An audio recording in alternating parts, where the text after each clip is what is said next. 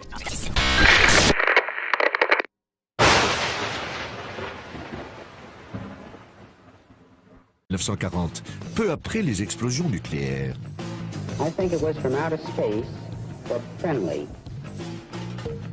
Selon cette théorie, les premiers ovnis sont des éclaireurs.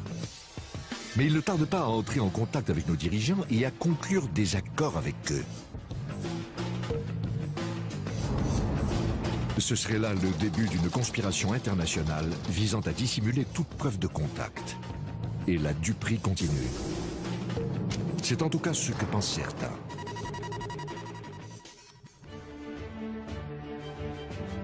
Voici Peter Gersten, un Américain de souche, avocat au pénal. Lorsqu'il n'a personne à poursuivre en justice, il s'attaque au gouvernement américain. Depuis qu'il est enfant, Peter est fasciné par les ovnis. Certaines personnes se contenteraient de s'acheter un pistolet laser en plastique, mais pas Peter. Il a passé le plus clair de sa carrière à essayer de prouver que le gouvernement américain dissimule sa connaissance des extraterrestres et ses contacts avec eux. Je suis le seul avocat à avoir intenté des procès au gouvernement américain à propos de certains documents relatifs aux ovnis. Sa ténacité et sa connaissance des lois américaines sur la liberté de l'information ont finalement permis l'ouverture au public de centaines de documents inédits. J'ai lancé une dizaine de procédures, mais même lorsqu'il cédait des documents, il cachait toujours quelque chose. Cette déclaration sous serment en témoigne. La moitié de la déclaration est rayée au marqueur. Si les ovnis ne représentent aucune menace, s'ils ne disposent d'aucune technologie supérieure, pourquoi avoir fait ça? Pourquoi en effet? Selon lui, ces documents attestent de l'intérêt du gouvernement américain pour le phénomène extraterrestre qui a débuté dans les années 1940 et 1950. Il révèle l'existence de commissions gouvernementales créées pour enquêter sur les ovnis. Cependant, le gouvernement a toujours nié leur existence jusqu'à ce qu'elles soient finalement dissoutes les unes après les autres. Même si les autorités ont toujours répété à la population que les extraterrestres n'existaient pas, ces derniers n'ont pas semblé comprendre le message. Selon Peter Gersten, en effet, ils ont continué à sillonner le ciel dans leur vaisseau. Une affaire dans laquelle beaucoup voient la preuve d'un vaste complot s'est déroulée de manière assez appropriée chez Peter même, à Phoenix, dans l'Arizona.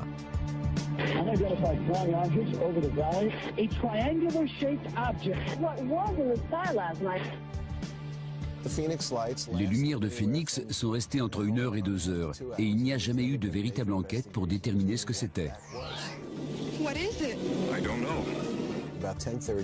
À 22h30 environ, 7 lumières immobiles sont apparues au-dessus de Phoenix, en forme de triangle, avant de partir. Il me paraît incroyable qu'un tel phénomène puisse se produire au-dessus d'une grande ville sans que cela donne lieu à une enquête approfondie. Si l'histoire fait la une de la presse locale, l'explication officielle dit qu'il s'agit simplement de fusées militaires. They had a number of leftover flares on the aircraft, and each aircraft had to get rid of them because the rules prohibit the aircraft from landing with flares on board. Peter Gersten est retourné au tribunal, mais même lui n'a pas été en mesure d'obtenir une explication des autorités. La loi sur la liberté de l'information est totalement inopérante. Tout ce qu'ils ont à faire, c'est de mener une simple enquête. Ils ont dit qu'ils en avaient fait une, mais qu'ils n'avaient rien trouvé. La Cour s'est contentée de ça. Alors, Peter Gersten a-t-il mis le doigt sur quelque chose ou bien a-t-il tout simplement besoin de vacances? Pour savoir si le gouvernement nous cache quelque chose, nous avons besoin d'un initié, de quelqu'un qui a vu des preuves de ses propres yeux. Si ça vous arrive, vous en parlez à qui? Vous ne pouvez pas en parler à votre famille, ni à votre meilleur ami.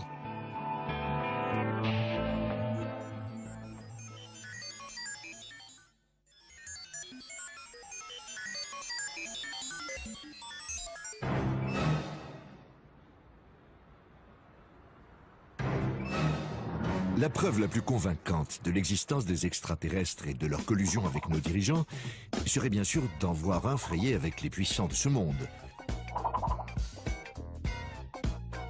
rouler en limousine et se faire photographier avec des célébrités. Malheureusement, l'absence de preuves de cette nature implique de se fonder sur des éléments moins convaincants, les témoignages. Et ce n'est pas ce qui manque. I glanced up and there were 3 flying saucers at an altitude of 350 feet. Personne ne conteste que les observations d'objets volants non identifiés aient été très nombreuses dans les années 1940. Même les plus sceptiques le reconnaissent, mais ils imputent ce phénomène à la paranoïa ambiante. What's this all about? What's everybody running from? It's the end of everything. What do you mean?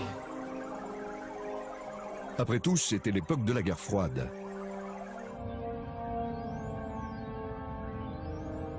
L'Occident et l'URSS se sont affrontés au moyen d'armes secrètes, d'avions espions et autres trouvailles. Pour beaucoup, c'est là la seule explication des observations d'OVNI. Nick Pope a mené une enquête officielle sur les signalements d'OVNI pour le gouvernement britannique. Et le moins que l'on puisse dire est qu'il n'est pas convaincu. Jusqu'à présent, rien ne permet de suggérer que les extraterrestres sont venus sur Terre. On entend souvent parler de complot et dire que le gouvernement nous dissimule la vérité sur les ovnis. Pour avoir dirigé des projets consacrés au phénomène pendant 4 ans, je peux vous affirmer catégoriquement que ces hypothèses ne reposent sur rien.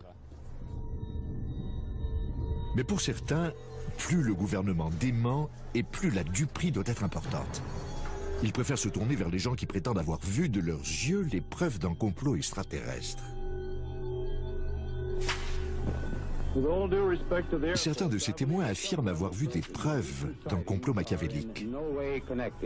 Des ovnis avec des soldats qui tournent autour, des extraterrestres, ce genre de choses.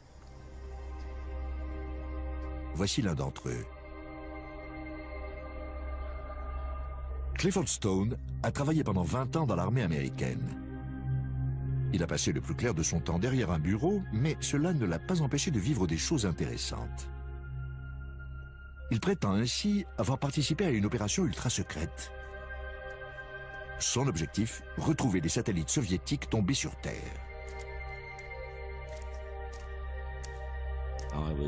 J'étais affecté à la localisation des épaves et des débris. Ces opérations étaient baptisées Projet Poussière de Lune et Opération Mouche Bleue. L'objectif était de récupérer les objets d'origine inconnue ou ayant résisté à une rentrée dans l'atmosphère terrestre.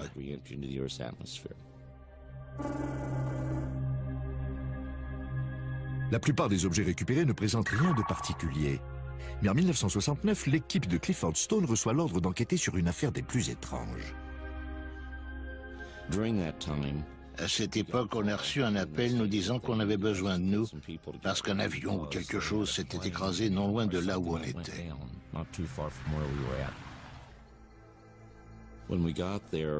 Quand on est arrivé, une personne que j'appellerai le colonel est venue vers moi et m'a dit « Allez chercher votre compteur Geiger. Prenez des mesures et tenez-moi au courant. » Je lui ai demandé de quoi il retournait et il m'a répondu « C'est une carcasse de vaisseau spatial soviétique. Si vous voyez quelque chose d'inhabituel, ce sera probablement un singe. Vous savez que les soviétiques en mettent dans leurs engins comme nous. Donc, si vous voyez un corps, ne vous en faites pas, ce sera un singe. »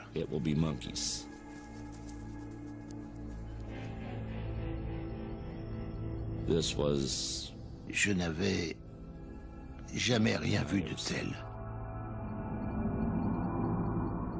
Je savais que cet engin n'était ni à nous, ni aux soviétiques. Quand je suis arrivé, j'ai vu une petite porte ouverte sur le côté et j'ai vu une créature étendue par terre. J'ai demandé à avoir un officier. Je voulais voir un officier pour lui dire que quelque chose clochait. Et j'ai ajouté, ce n'est sûrement pas un singe.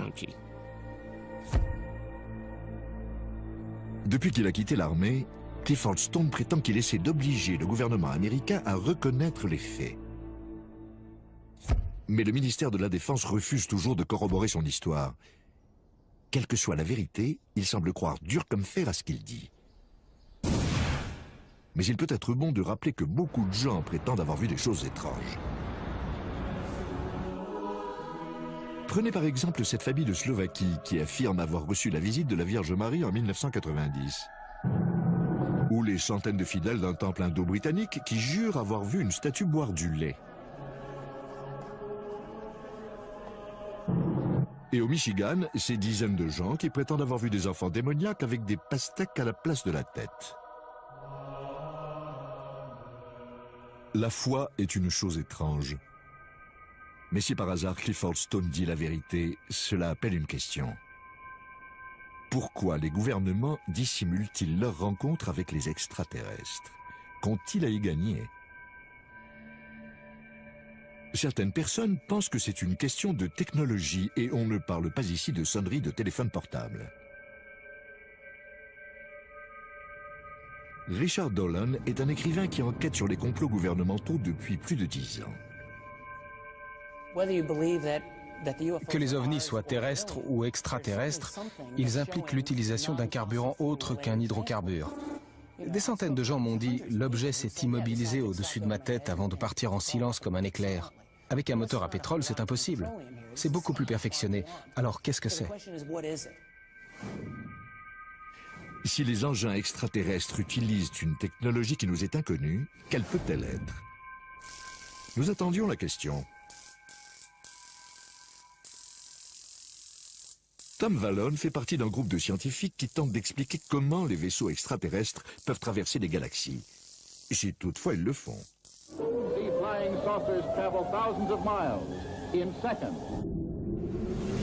Tom Vallone pense que les extraterrestres voyagent à la vitesse de la lumière grâce à une source d'énergie inépuisable. Autrement dit, quelque chose de beaucoup moins coûteux et de plus fiable que ce qu'on trouve dans nos stations-service. Chouette. Il aurait été difficile d'imaginer que les ovnis fonctionnent au propergol. Ça ne permet même pas d'aller sur Mars. Donc, s'il existe des engins capables d'accomplir des voyages interplanétaires ou interstellaires, ils doivent pouvoir convertir l'énergie ambiante ou disposer d'une forme d'énergie si concentrée qu'elle peut durer plusieurs années-lumière. Très bien, mais encore. Les recherches actuelles sur les ovnis pointent différentes technologies susceptibles de fournir une énergie inépuisable et de permettre la propulsion antigravitationnelle. Le problème de la gravité a tenu les plus grands physiciens en échec. Tom a passé des mois dans son cabanon de jardin à tenter de le résoudre. Il a même construit un ovni miniature. Un témoin a dit avoir vu un disque de la taille de l'OVNI portant des aimants sur les arêtes. Comme celui-ci. On peut imaginer qu'il fonctionne au moyen d'un système d'aimants permanent ou quelque chose de ce genre. Selon Tom Vallone, les deux moitiés de l'OVNI pourraient tourner en sens inverse et créer une énergie utilisée pour propulser l'engin. L'avantage de cette énergie est qu'elle ne demande rien. Nul besoin de brûler du carburant, c'est totalement dépassé. En fait, c'est une énergie tirée du néant. Vous comprenez maintenant pourquoi Tom planche encore dessus.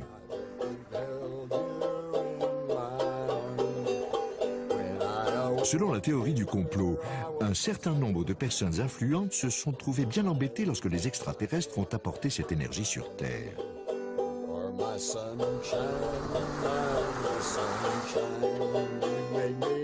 Certains, comme le journaliste Jim Marks, pensent que nos dirigeants ne voulaient pas que cette énergie inépuisable devienne accessible à tous. Les vilains.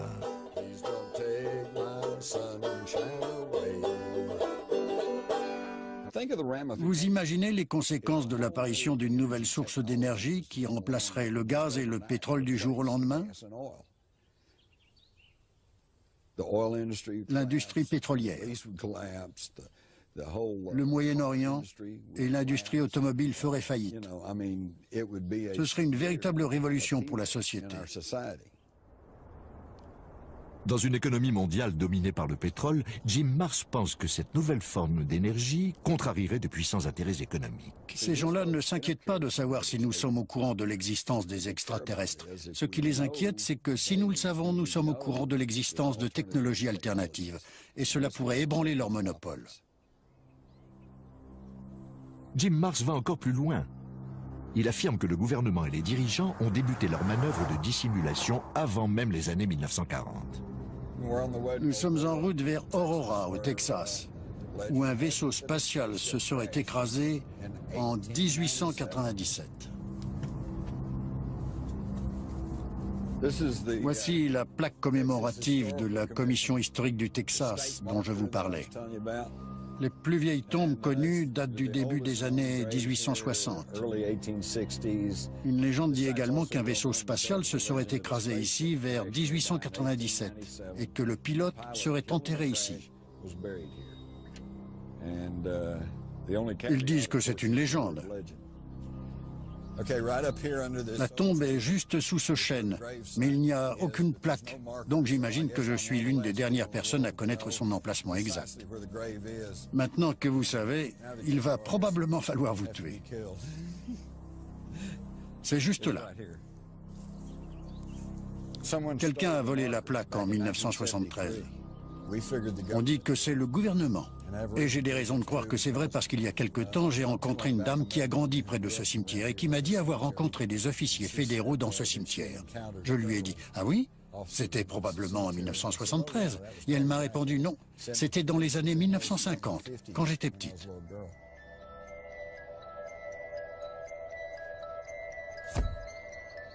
L'expérience de Jim au Texas l'a conduit à comparer ses notes avec d'autres, ce qui lui a permis de découvrir un schéma récurrent de dissimulation. Vous vous demandiez quand est-ce qu'on en arriverait à parler des Men in Black? Eh bien, nous y voilà. Les gens qui ont vécu une expérience avec des ovnis reçoivent parfois la visite d'hommes étranges, en costume noir, qui leur demandent ce qu'ils ont vu exactement et qui leur suggèrent fortement de n'en parler à personne.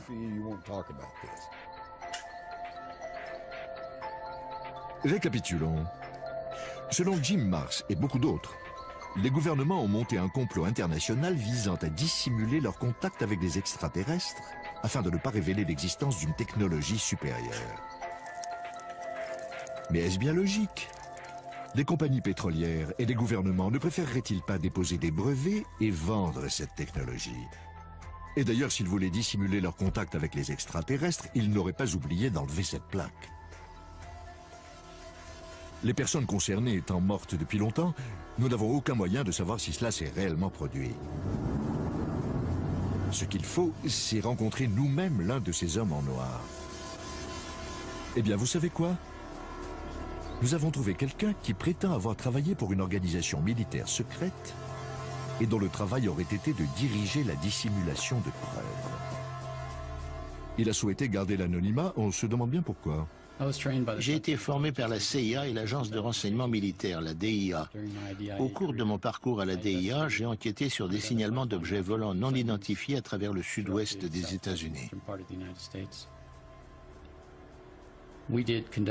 On a mené des opérations de contre-espionnage contre des personnes qui étaient sur le point d'apprendre la vérité sur les programmes confidentiels. Certains peuvent appeler ça de la désinformation, mais quoi qu'il en soit, c'était un moyen légitime d'éloigner les indésirables des programmes confidentiels.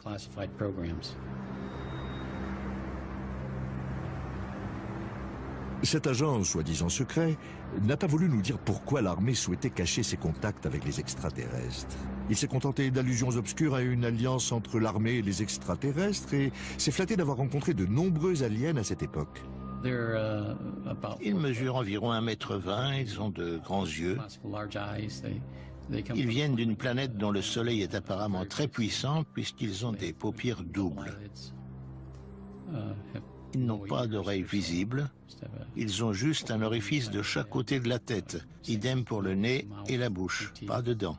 Ils ont des organes internes simples, un cœur et des poumons, à peu près les mêmes que nous, et un système digestif simple.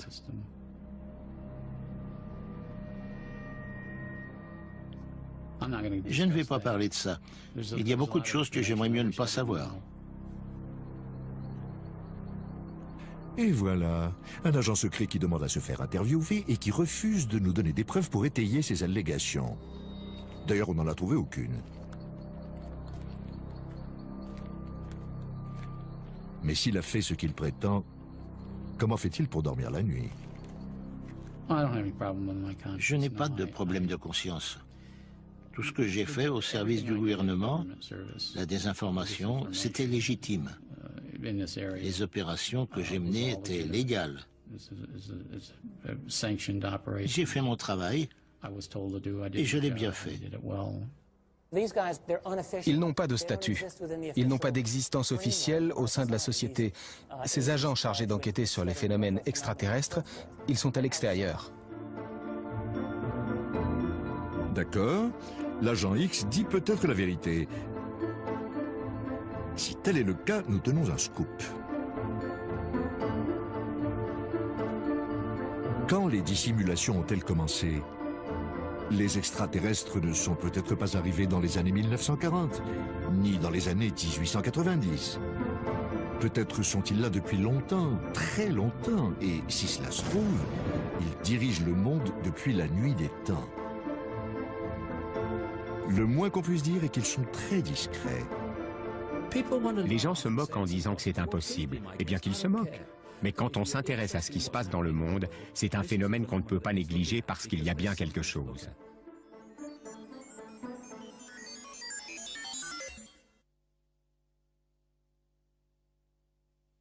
Sur une plateforme de forage, voilà comment on règle les affaires internes.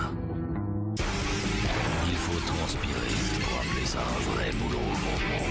La sueur du pétrole, prochainement sur Discovery.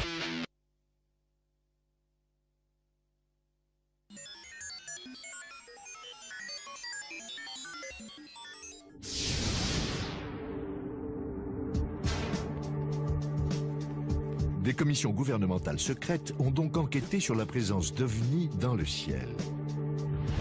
Des opérations militaires ont été montées pour retrouver des épaves de soucoupes et leurs pilotes. De sinistres agents du gouvernement ont terrorisé la population. Et ce n'est que la pointe visible de l'iceberg. Je me suis réveillée et il était là, à quelques centimètres de mon visage.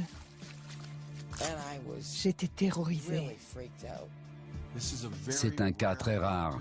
Les implants sont rares. Selon certaines personnes, les extraterrestres ne se sont pas contentés d'atterrir sur Terre. Ils ont également pris le contrôle de la planète. Quoi?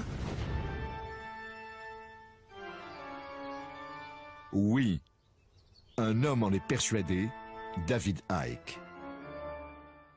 David donne régulièrement la chair de poule à des salles combles en exposant les détails de sa théorie.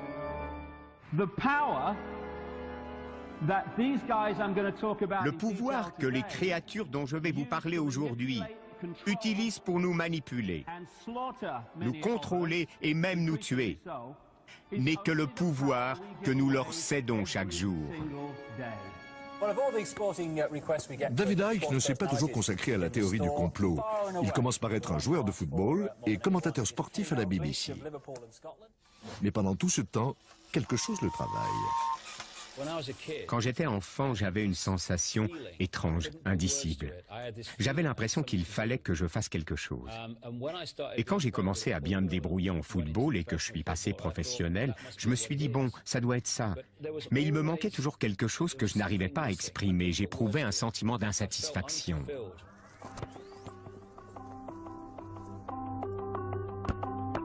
Quand David regarde le monde, il trouve que quelque chose ne tourne pas rond.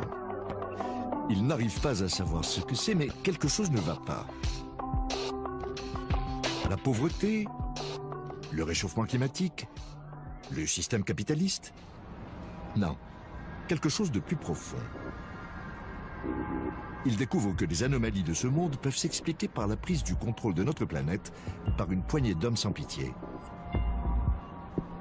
Ce groupe obscur serait composé de familles qui exercent un contrôle absolu sur la politique mondiale et l'économie. Son nom, les Illuminati.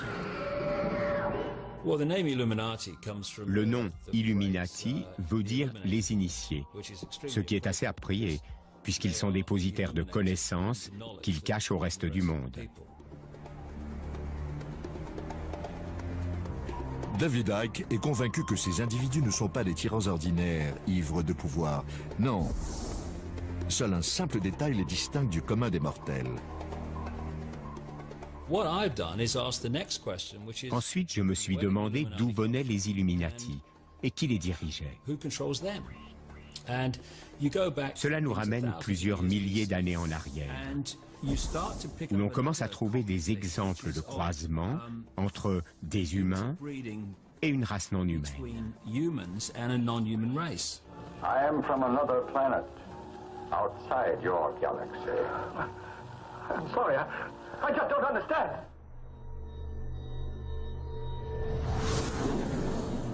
David Icke prétend que des extraterrestres sont arrivés voilà plusieurs milliers d'années et se sont reproduits avec les familles dirigeantes des sociétés primitives, donnant naissance à des hybrides.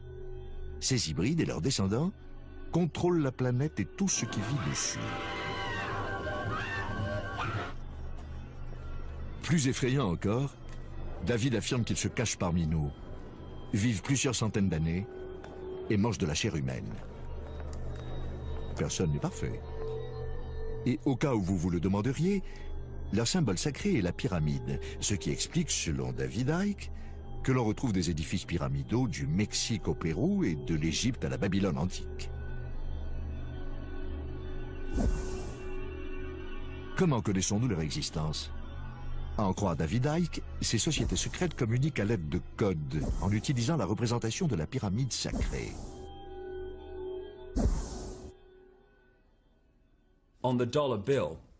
Sur le billet de $1, vous avez un vieux symbole Illuminati qui reflète parfaitement ce dont je vous parle. Il s'agit d'une structure pyramidale surmontée d'un œil qui représente les Illuminati, qui dissimulent leur savoir au reste de la population.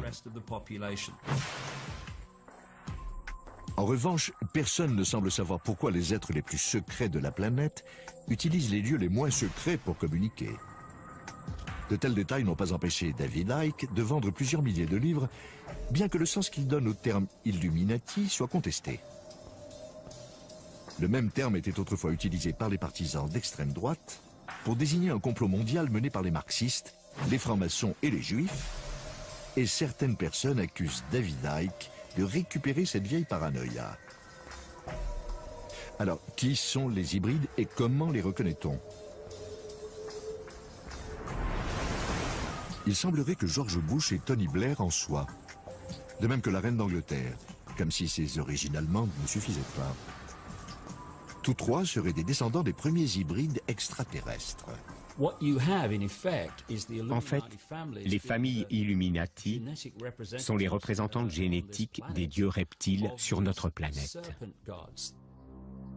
Des reptiles?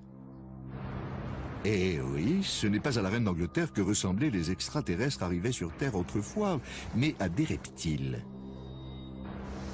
Et même lorsqu'ils se sont reproduits plus tard, leurs gènes reptiliens n'ont pas disparu. Quand on me demande pourquoi des reptiles, je réponds pourquoi pas. Ce n'est qu'une forme qui permet aux gens d'exprimer leur nature profonde.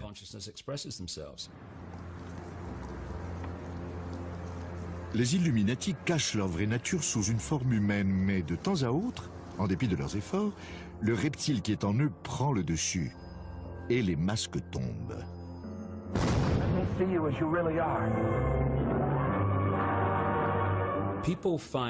Les gens ont du mal à s'imaginer une créature reptilienne bipède dotée de ce qu'on appellerait une intelligence.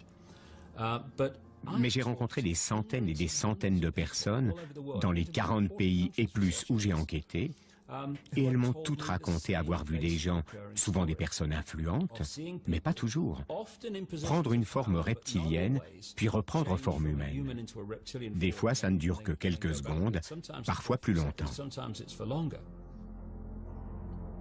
La théorie de David Icke l'a rendu célèbre auprès des adeptes de la théorie du complot, mais certains ufologues plus classiques sont dubitatifs. pour avoir travaillé dans la communication et les relations publiques. Je ne suis pas sûr de...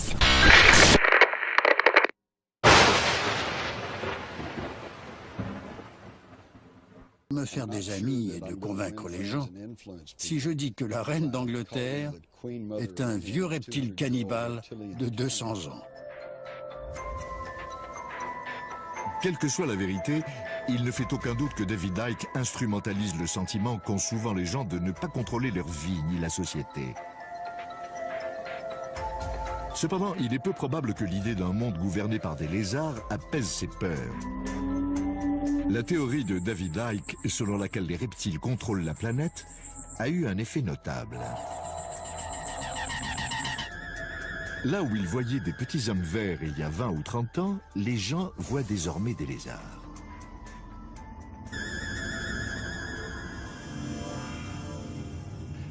Mona Kemka est une admiratrice de David Icke. Elle a lu tous ses livres. Et comme par hasard, les lézards lui ont rendu visite. Je m'appelle Mona Kemka. J'ai 55 ans. Je suis infirmière psychiatrique depuis 30 ans. Je vis seule depuis 10 ans.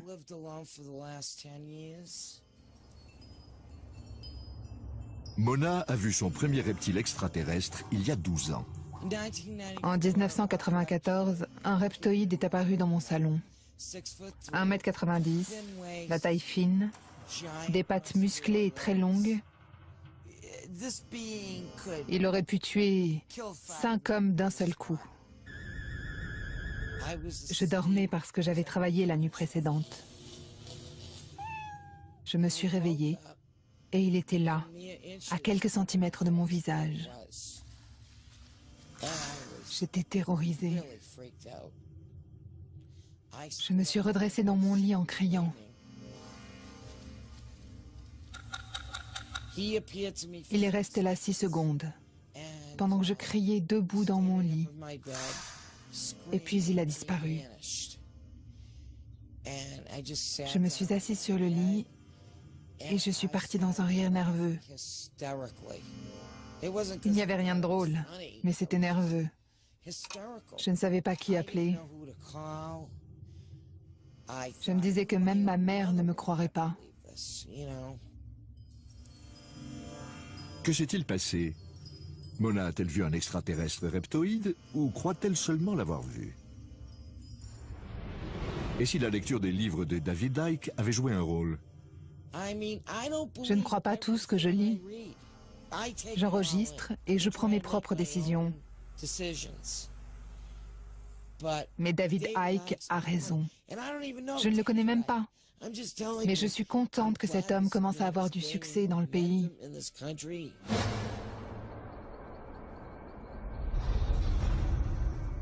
Une preuve matérielle aiderait à nous convaincre. Par exemple, un vieux bout de peau de lézard qui traîne.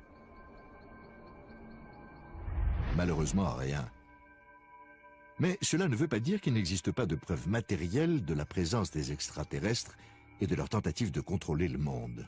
Si l'on en croit cet homme, en tout cas, qui affirme en posséder. Lorsqu'une entité apparaît en pleine nuit ou en plein jour, comme dans certains cas, vous enlève et vous fait subir différentes choses, il reste forcément des preuves matérielles. Daryl Sims est détective privé au Texas, mais il a une autre corde à son arc. Il travaille depuis plusieurs années avec des gens qui se seraient fait greffer, selon lui, des implants extraterrestres. Un type comme vous et moi, donc. D'abord, ils peuvent être de nature très différente. On en a trouvé dans les yeux, dans les pieds, et on en a trouvé un de la taille d'une noix de 2,5 cm à côté du cœur d'une victime. J'en ai vu à l'intérieur de cerveaux. Certains étaient aussi gros que le bout de mon pouce, et ils ont disparu en un an. Quant à savoir ce que c'est exactement et à quoi ils servent, nous l'ignorons. Daryl Sims, qui affirme en avoir extrait un grand nombre, a accepté de nous montrer la vidéo d'une opération. Ce que vous voyez ici, c'est Patricia sous anesthésie hypnotique. Elle reçoit une série de suggestions. Chaque fois, vous la verrez bouger et se détendre un peu plus. Elle se prépare à une intervention chirurgicale sur son pied. Là, il procède à l'incision. C'est un cas très rare. Les implants sont rares.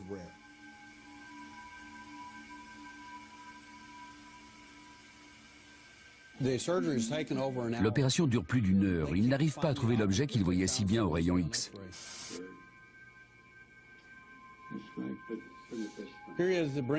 Là, il est en train d'extraire l'objet en forme de T.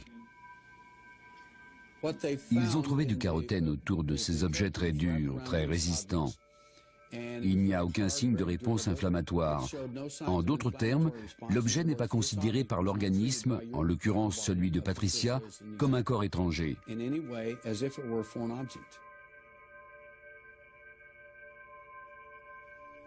Darrell Sims, qui n'a pourtant aucune formation médicale, prétend que l'objet extrait du corps de Patricia était conçu pour contrôler son esprit. Quant à savoir pourquoi ils lui ont implanté dans le pied, c'est un autre problème. Mais laissons la parole à Darrell.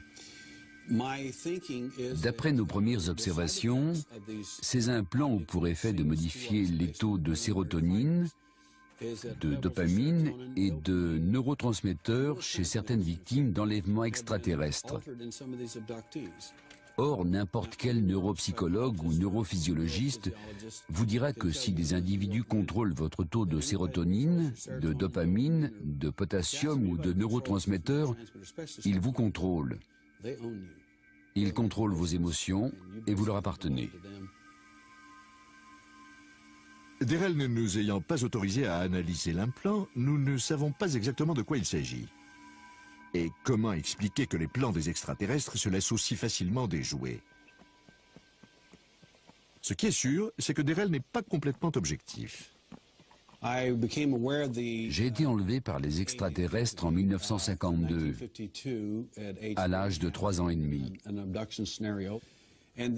Mais ce qui m'a vraiment conduit à m'y consacrer à temps plein, c'est l'enlèvement de mon fils à l'âge de 6 ans. Qu'on m'enlève passe encore. Mais si on s'en prend à mes enfants, j'en fais une affaire personnelle. Des dieux reptiles qui instrumentalisent notre méfiance et nos peurs, des implants extraterrestres qui contrôlent nos esprits, des familles hybrides à la tête du monde, mince alors. Reste une question. Pourquoi certains voient-ils des extraterrestres et pas d'autres? La réponse se trouve peut-être dans la science moderne. Les gens commencent à se rendre compte que le monde n'est pas légèrement différent de ce qu'ils pensaient, mais qu'il n'a rien à voir avec l'idée qu'ils s'en faisaient. On a beaucoup avancé dans la compréhension des phénomènes extraterrestres, mais on n'a toujours pas de réponse définitive. Dans les années 1950, la grande question était de savoir s'ils venaient de Mars ou de Vénus. Depuis les années 1990, on a progressé, et la question est maintenant de savoir s'ils viennent d'une autre dimension.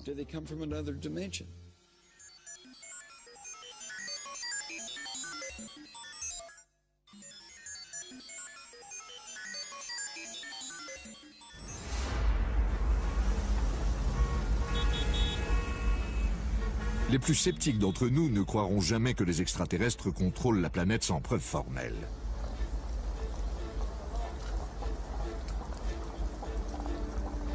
Et si c'était notre vision du monde qui était faussée?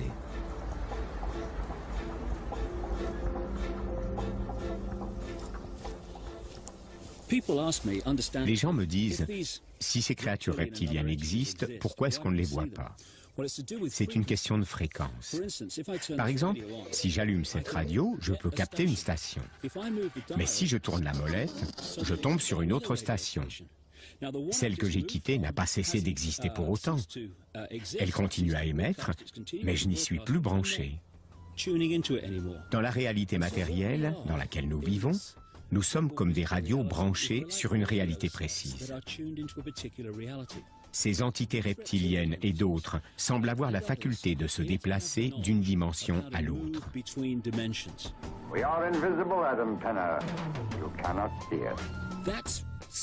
Ce qui se passe est très simple. Il n'y a pas de mystère. En réalité, c'est très simple. Selon David Icke, les extraterrestres maîtrisent une technologie qui leur permet de passer de notre monde visible à des dimensions invisibles.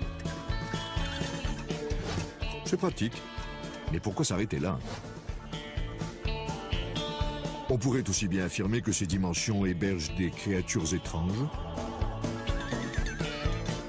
des fantômes, des loups-garous, Elvis, sans que personne ne puisse le réfuter. On serait donc tenté de croire que c'est la plus folle de toutes les théories du complot. Détrompez-vous. Nick Bostrom est professeur de philosophie à l'université d'Oxford. En d'autres termes, il gamberge beaucoup.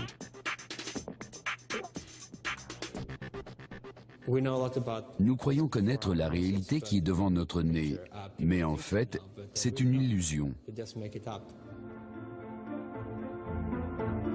Nick Bostrom a échafaudé plusieurs théories sympathiques, dont une sur l'informatique extraterrestre. Voilà 40 ans, les ordinateurs ressemblaient à ceci. Aujourd'hui, voilà à quoi ils ressemblent.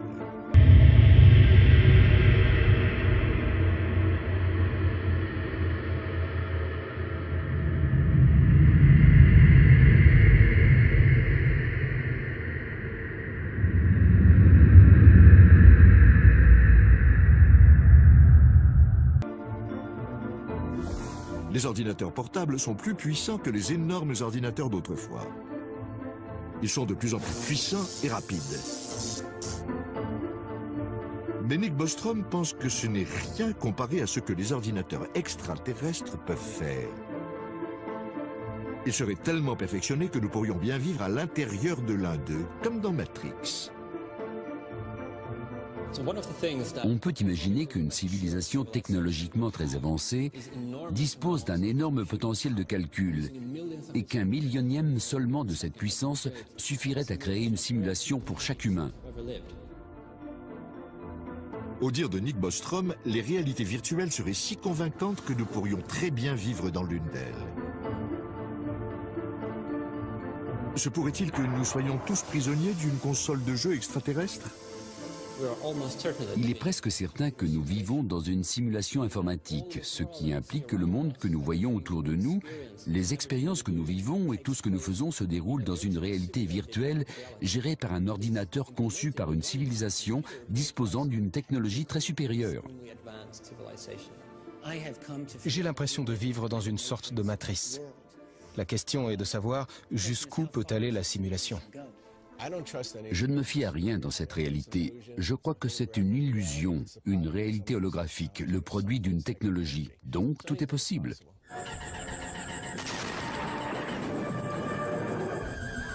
Nous voilà bien. Il y a un siècle, les gens redoutaient que les extraterrestres ne quittent leur planète pour conquérir la nôtre. Une crainte qui a donné naissance à des théories du complot alambiquées impliquant l'armée ou le gouvernement.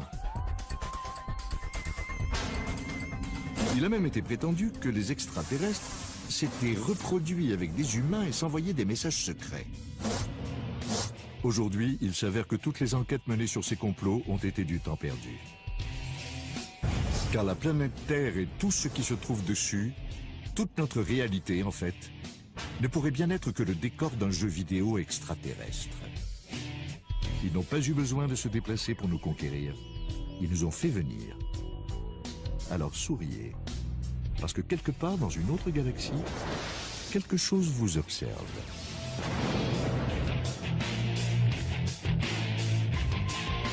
La programmation extraterrestre de notre semaine intersidérale reprendra de plus belle demain. Soyez au rendez-vous. Ceci dit, pour vous faire encore un peu peur, regardez ce que vous a préparé Hanté tout de suite. 1940, peu après les explosions nucléaires.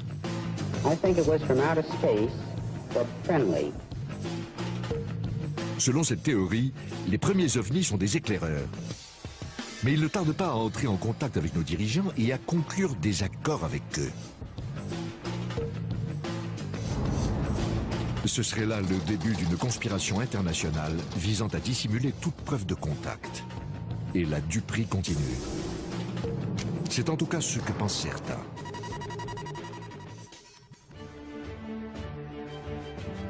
Voici Peter Gersten, un Américain de souche, avocat au pénal.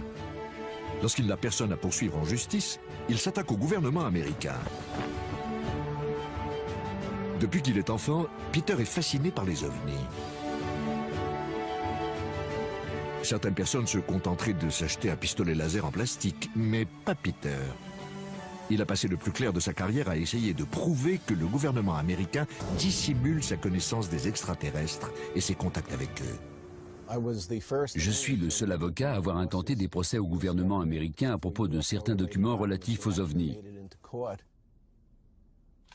Sa ténacité et sa connaissance des lois américaines sur la liberté de l'information ont finalement permis l'ouverture au public de centaines de documents inédits.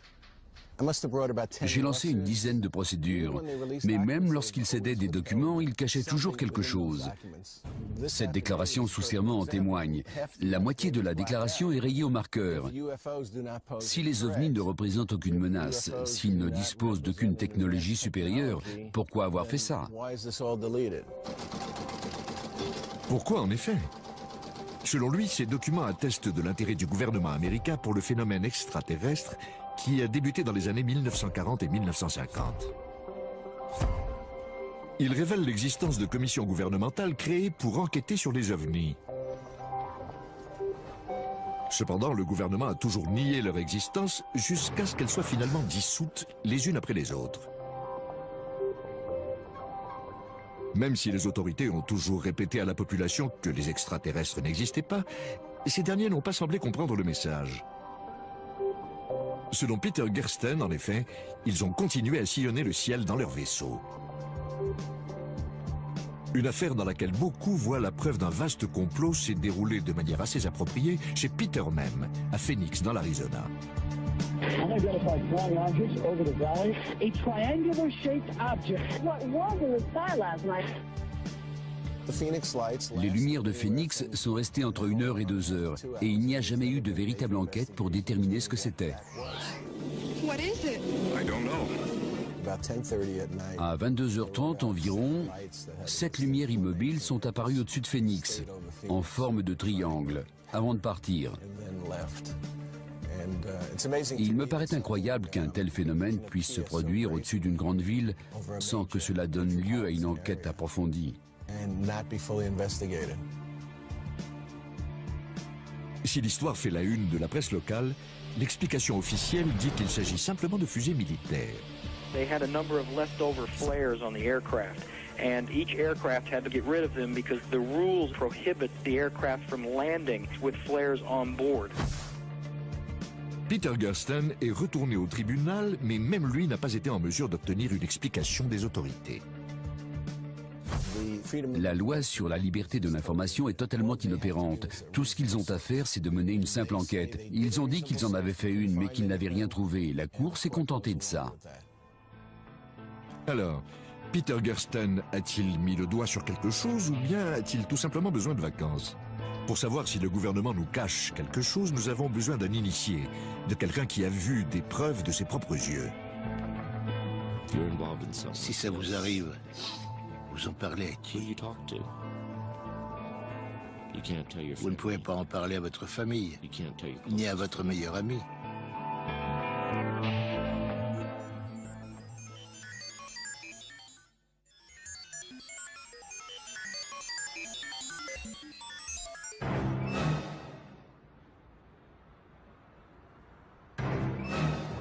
La preuve la plus convaincante de l'existence des extraterrestres et de leur collusion avec nos dirigeants serait bien sûr d'en voir un frayer avec les puissants de ce monde. Rouler en limousine et se faire photographier avec des célébrités. Malheureusement, l'absence de preuves de cette nature implique de se fonder sur des éléments moins convaincants, les témoignages. Et ce n'est pas ce qui manque. I glanced up and there were 3 flying saucers at an altitude of 350 feet. Personne ne conteste que les observations d'objets volants non identifiés aient été très nombreuses dans les années 1940. Même les plus sceptiques le reconnaissent, mais ils imputent ce phénomène à la paranoïa ambiante. What's this all about? What's everybody running? It's the end of everything. What do you mean? Après tout, c'était l'époque de la guerre froide.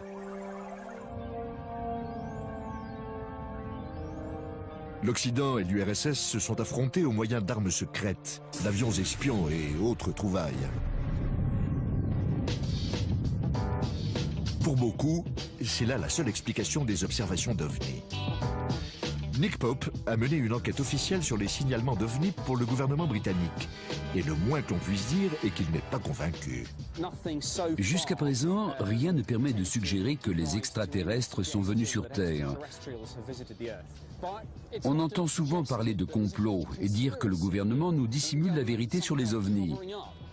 Pour avoir dirigé des projets consacrés au phénomène pendant 4 ans, je peux vous affirmer catégoriquement que ces hypothèses ne reposent sur rien. Mais pour certains, plus le gouvernement dément et plus la duperie doit être importante. Ils préfèrent se tourner vers les gens qui prétendent avoir vu de leurs yeux les preuves d'un complot extraterrestre. Certains de ces témoins affirment avoir vu des preuves d'un complot machiavélique. Des ovnis avec des soldats qui tournent autour, des extraterrestres, ce genre de choses. Voici l'un d'entre eux. Clifford Stone a travaillé pendant 20 ans dans l'armée américaine. Il a passé le plus clair de son temps derrière un bureau, mais cela ne l'a pas empêché de vivre des choses intéressantes. Il prétend ainsi avoir participé à une opération ultra secrète. Son objectif, retrouver des satellites soviétiques tombés sur Terre. J'étais affecté à la localisation des épaves et des débris. Ces opérations étaient baptisées Projet Poussière de Lune et Opération Mouche Bleue.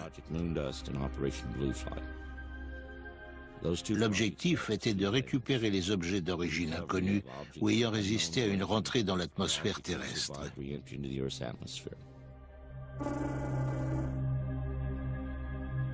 La plupart des objets récupérés ne présentent rien de particulier.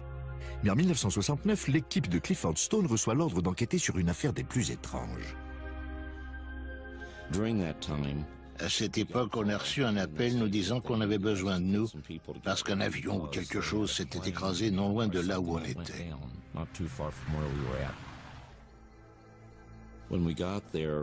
Quand on est arrivé, une personne que j'appellerai le colonel est venue vers moi et m'a dit « Allez chercher votre compteur Geiger. Prenez des mesures et tenez-moi au courant. » Je lui ai demandé de quoi il retournait et il m'a répondu « C'est une carcasse de vaisseau spatial soviétique. Si vous voyez quelque chose d'inhabituel, ce sera probablement un singe. Vous savez que les soviétiques en mettent dans leurs engins comme nous.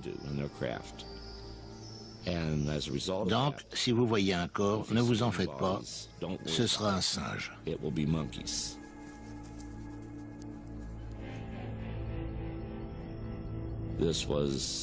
Je n'avais jamais rien vu de tel. Je savais que cet engin n'était ni à nous, ni aux soviétiques. Quand je suis arrivé, j'ai vu une petite porte ouverte sur le côté et j'ai vu une créature étendue par terre. J'ai demandé à voir un officier. Je voulais voir un officier pour lui dire que quelque chose clochait. Et j'ai ajouté, ce n'est sûrement pas un singe. Depuis qu'il a quitté l'armée, Clifford Stone prétend qu'il essaie d'obliger le gouvernement américain à reconnaître les faits. Mais le ministère de la Défense refuse toujours de corroborer son histoire. Quelle que soit la vérité, il semble croire dur comme fer à ce qu'il dit. Mais il peut être bon de rappeler que beaucoup de gens prétendent avoir vu des choses étranges. Prenez par exemple cette famille de Slovaquie qui affirme avoir reçu la visite de la Vierge Marie en 1990. Ou les centaines de fidèles d'un temple indo-britannique qui jurent avoir vu une statue boire du lait. Et au Michigan, ces dizaines de gens qui prétendent avoir vu des enfants démoniaques avec des pastèques à la place de la tête. La foi est une chose étrange. Mais si par hasard Clifford Stone dit la vérité, cela appelle une question. Pourquoi les gouvernements dissimulent-ils leur rencontre avec les extraterrestres? Qu'ont-ils à y gagner? Certaines personnes pensent que c'est une question de technologie et on ne parle pas ici de sonnerie de téléphone portable. Richard Dolan est un écrivain qui enquête sur les complots gouvernementaux depuis plus de 10 ans. Que les ovnis soient terrestres ou extraterrestres, ils impliquent l'utilisation d'un carburant autre qu'un hydrocarbure. Des centaines de gens m'ont dit « l'objet s'est immobilisé au-dessus de ma tête avant de partir en silence comme un éclair ». Avec un moteur à pétrole, c'est impossible. C'est beaucoup plus perfectionné. Alors qu'est-ce que c'est? Si les engins extraterrestres utilisent une technologie qui nous est inconnue, quelle peut-elle être? Nous attendions la question. Tom Vallone fait partie d'un groupe de scientifiques qui tentent d'expliquer comment les vaisseaux extraterrestres peuvent traverser les galaxies. Si toutefois ils le font.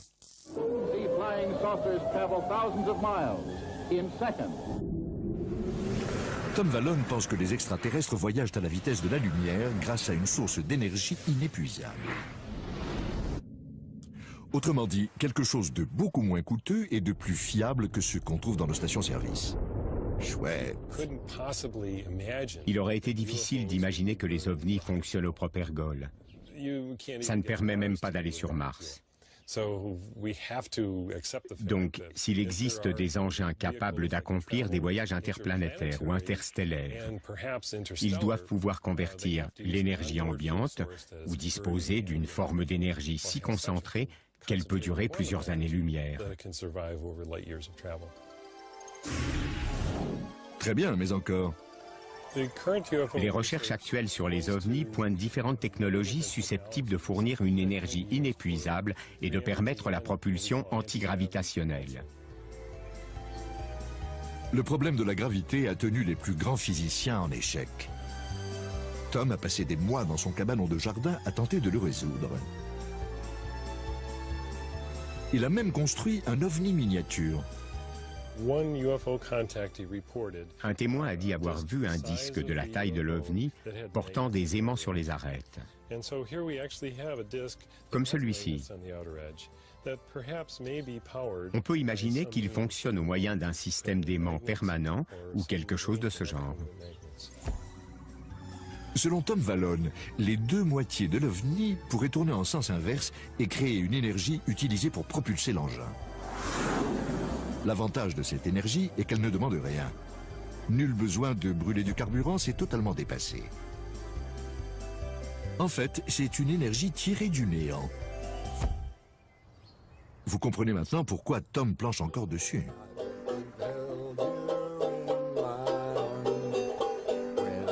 Selon la théorie du complot, un certain nombre de personnes influentes se sont trouvées bien embêtées lorsque les extraterrestres ont apporté cette énergie sur Terre.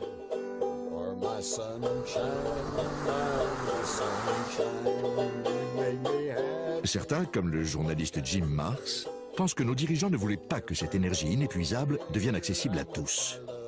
Les vilains.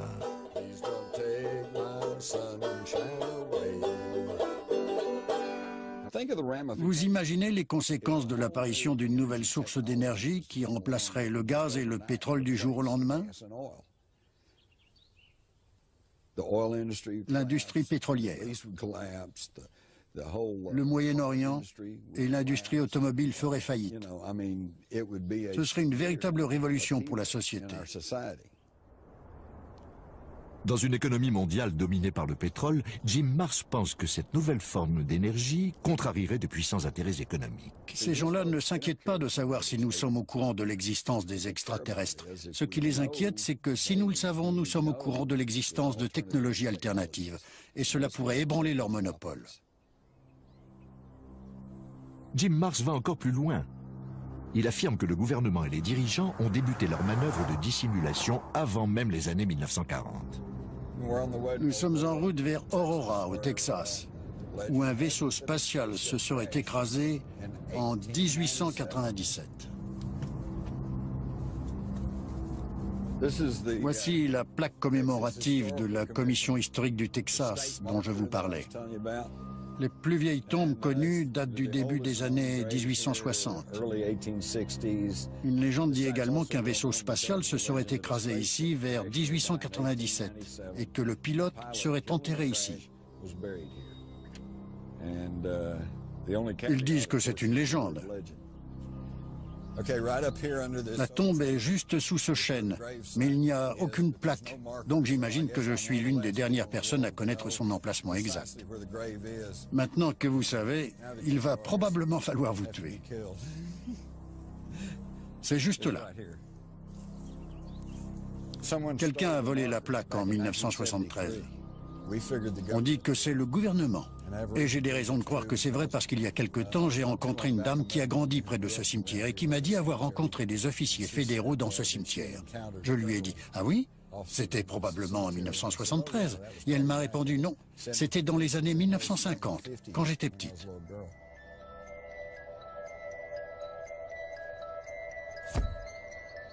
L'expérience de Jim au Texas l'a conduit à comparer ses notes avec d'autres, ce qui lui a permis de découvrir un schéma récurrent de dissimulation.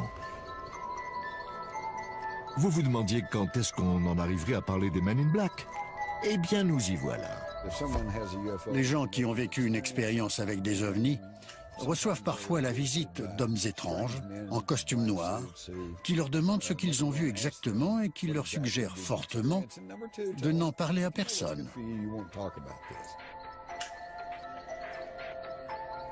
Récapitulons.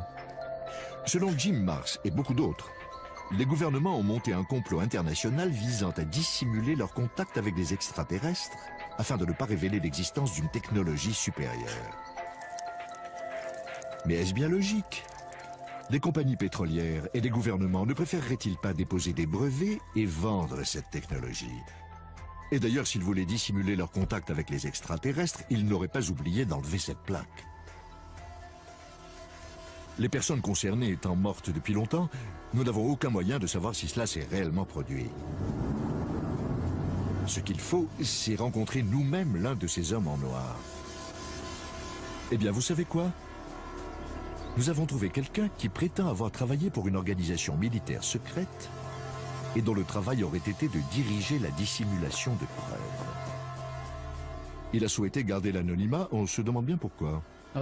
J'ai été formé par la CIA et l'agence de renseignement militaire, la DIA. Au cours de mon parcours à la DIA, j'ai enquêté sur des signalements d'objets volants non identifiés à travers le sud-ouest des États-Unis. On a mené des opérations de contre-espionnage contre des personnes qui étaient sur le point d'apprendre la vérité sur les programmes confidentiels. Certains peuvent appeler ça de la désinformation, mais quoi qu'il en soit, c'était un moyen légitime d'éloigner les indésirables des programmes confidentiels.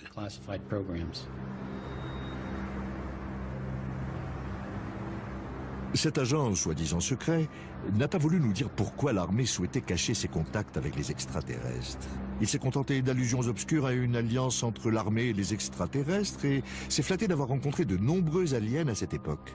Ils mesurent environ 1,20 m, ils ont de grands yeux. Ils viennent d'une planète dont le soleil est apparemment très puissant puisqu'ils ont des paupières doubles.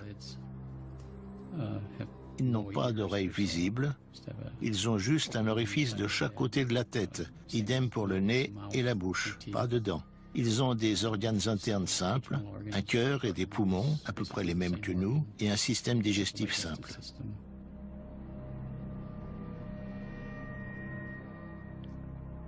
Je ne vais pas parler de ça. Il y a beaucoup de choses que j'aimerais mieux ne pas savoir. Et voilà, un agent secret qui demande à se faire interviewer et qui refuse de nous donner des preuves pour étayer ses allégations. D'ailleurs, on n'en a trouvé aucune. Mais s'il a fait ce qu'il prétend, comment fait-il pour dormir la nuit? Je n'ai pas de problème de conscience. Tout ce que j'ai fait au service du gouvernement, la désinformation, c'était légitime. Les opérations que j'ai menées étaient légales. J'ai fait mon travail et je l'ai bien fait. Ils n'ont pas de statut. Ils n'ont pas d'existence officielle au sein de la société. Ces agents chargés d'enquêter sur les phénomènes extraterrestres, ils sont à l'extérieur. D'accord, l'agent X dit peut-être la vérité. Si tel est le cas, nous tenons un scoop.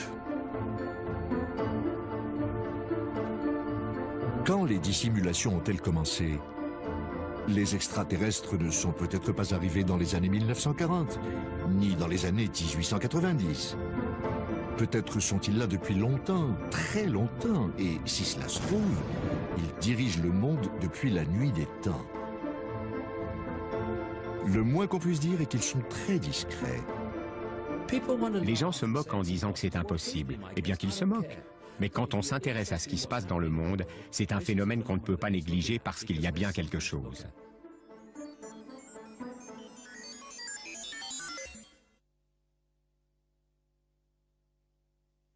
Sur une plateforme de forage, voilà comment on règle les affaires internes. Il faut transpirer pour appeler ça un vrai boulot. La sueur du pétrole, prochainement sur Discovery.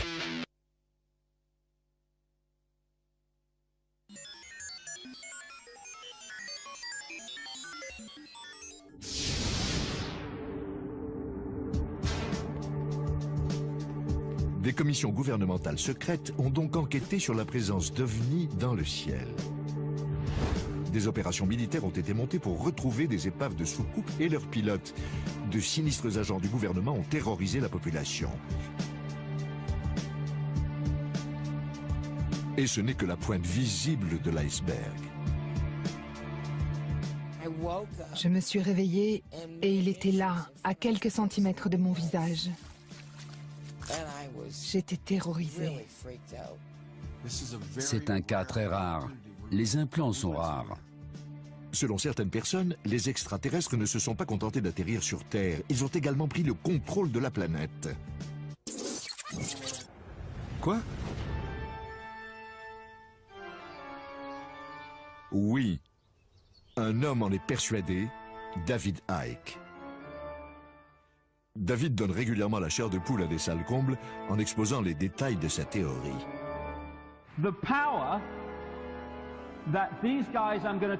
pouvoir que les créatures dont je vais vous parler aujourd'hui utilisent pour nous manipuler, nous contrôler et même nous tuer, n'est que le pouvoir que nous leur cédons chaque jour. David Icke ne s'est pas toujours consacré à la théorie du complot. Il commence par être un joueur de football et commentateur sportif à la BBC. Mais pendant tout ce temps, quelque chose le travaille. Quand j'étais enfant, j'avais une sensation étrange, indicible. J'avais l'impression qu'il fallait que je fasse quelque chose. Et quand j'ai commencé à bien me débrouiller en football et que je suis passé professionnel, je me suis dit, bon, ça doit être ça. Mais il me manquait toujours quelque chose que je n'arrivais pas à exprimer. J'éprouvais un sentiment d'insatisfaction.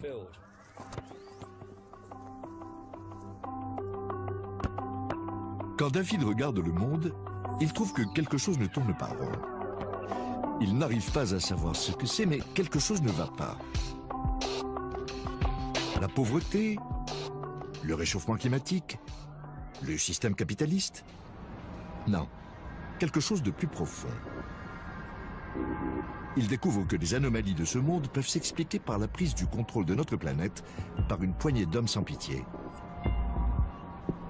Ce groupe obscur serait composé de familles qui exercent un contrôle absolu sur la politique mondiale et l'économie. Son nom, les Illuminati. Le nom Illuminati veut dire les initiés, ce qui est assez approprié, puisqu'ils sont dépositaires de connaissances qu'ils cachent au reste du monde. David Icke est convaincu que ces individus ne sont pas des tyrans ordinaires, ivres de pouvoir. Non. Seul un simple détail les distingue du commun des mortels. Ensuite, je me suis demandé d'où venaient les Illuminati et qui les dirigeait. Cela nous ramène plusieurs milliers d'années en arrière, où l'on commence à trouver des exemples de croisements entre des humains et une race non humaine. I am from another planet, outside your galaxy. I'm sorry, I just don't understand.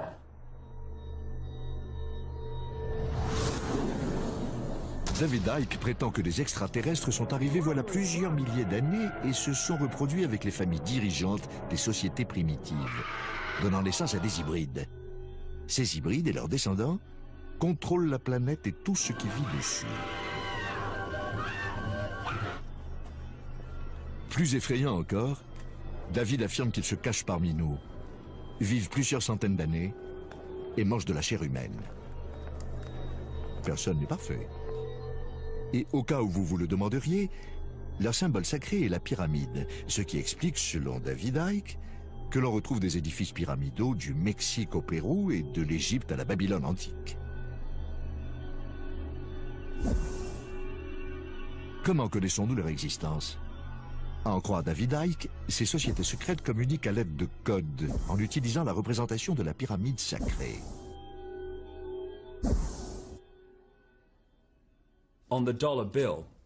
Sur le billet de $1, vous avez un vieux symbole Illuminati qui reflète parfaitement ce dont je vous parle. Il s'agit d'une structure pyramidale surmontée d'un œil qui représente les Illuminati, qui dissimulent leur savoir au reste de la population. En revanche, personne ne semble savoir pourquoi les êtres les plus secrets de la planète utilisent les lieux les moins secrets pour communiquer.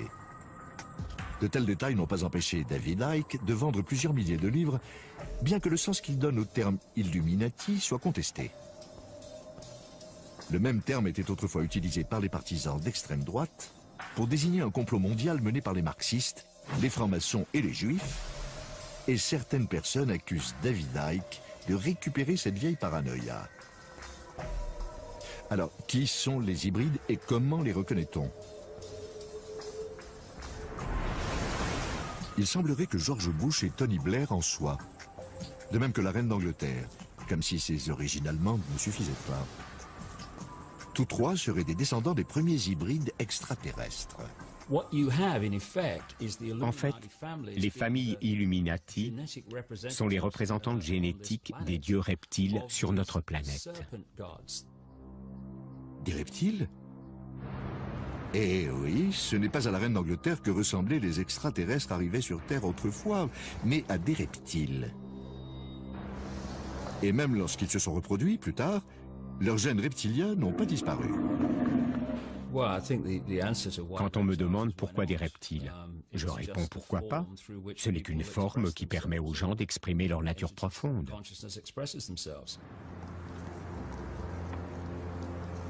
Les Illuminati cachent leur vraie nature sous une forme humaine, mais de temps à autre, en dépit de leurs efforts, le reptile qui est en eux prend le dessus et les masques tombent.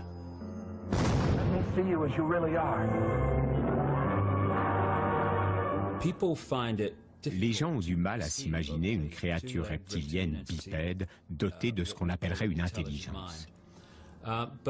Mais j'ai rencontré des centaines et des centaines de personnes dans les 40 pays et plus où j'ai enquêté, et elles m'ont toutes raconté avoir vu des gens, souvent des personnes influentes, mais pas toujours, prendre une forme reptilienne, puis reprendre forme humaine.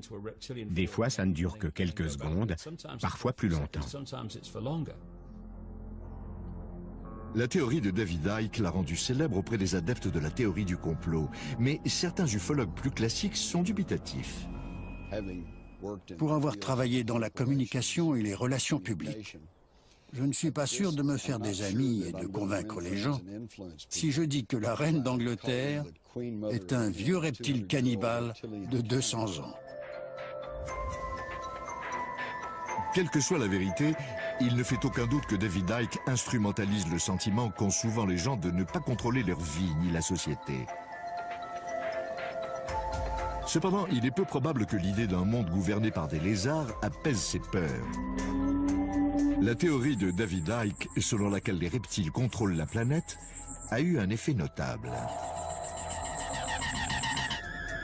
Là où ils voyaient des petits hommes verts il y a 20 ou 30 ans, les gens voient désormais des lézards.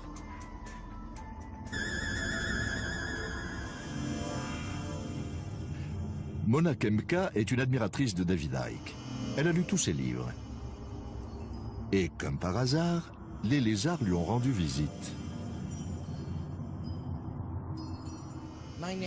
Je m'appelle Mona Kempka. J'ai 55 ans. Je suis infirmière psychiatrique depuis 30 ans. Je vis seule depuis 10 ans.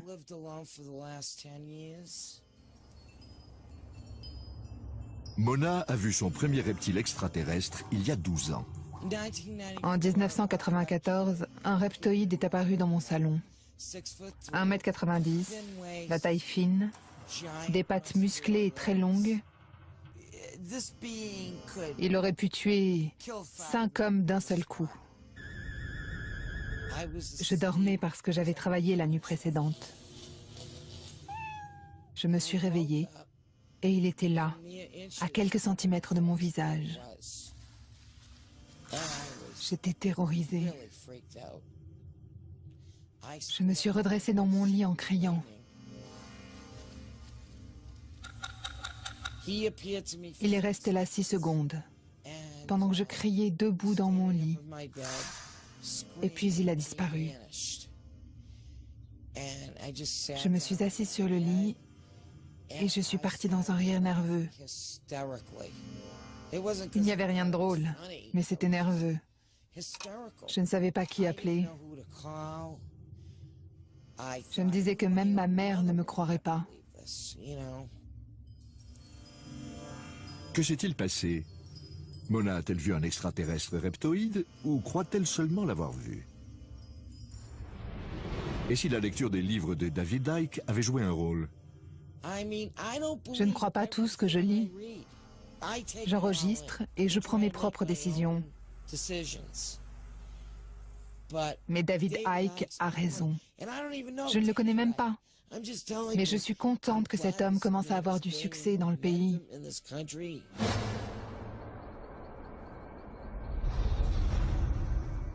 Une preuve matérielle aiderait à nous convaincre. Par exemple, un vieux bout de peau de lézard qui traîne. Malheureusement, rien. Mais cela ne veut pas dire qu'il n'existe pas de preuves matérielles de la présence des extraterrestres et de leur tentative de contrôler le monde. Si l'on en croit cet homme, en tout cas, qui affirme en posséder.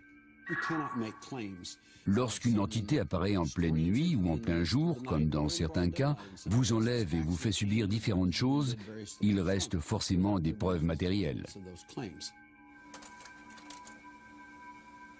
Daryl Sims est détective privé au Texas, mais il a une autre corde à son arc. Il travaille depuis plusieurs années avec des gens qui se seraient fait greffer, selon lui, des implants extraterrestres. Un type comme vous et moi, donc. D'abord, ils peuvent être de nature très différente. On en a trouvé dans les yeux, dans les pieds, et on en a trouvé un de la taille d'une noix de 2,5 cm à côté du cœur d'une victime. J'en ai vu à l'intérieur de cerveaux. Certains étaient aussi gros que le bout de mon pouce, et ils ont disparu en un an. Quant à savoir ce que c'est exactement et à quoi ils servent, nous l'ignorons. Daryl Sims, qui affirme en avoir extrait un grand nombre, a accepté de nous montrer la vidéo d'une opération. Ce que vous voyez ici, c'est Patricia sous anesthésie hypnotique. Elle reçoit une série de suggestions. Chaque fois, vous la verrez bouger et se détendre un peu plus. Elle se prépare à une intervention chirurgicale sur son pied. Là, il procède à l'incision. C'est un cas très rare. Les implants sont rares.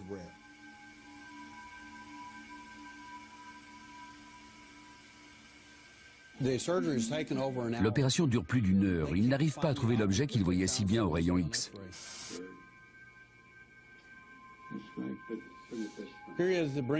Là, il est en train d'extraire l'objet en forme de T. Ils ont trouvé du carotène autour de ces objets très durs, très résistants. Il n'y a aucun signe de réponse inflammatoire. En d'autres termes, l'objet n'est pas considéré par l'organisme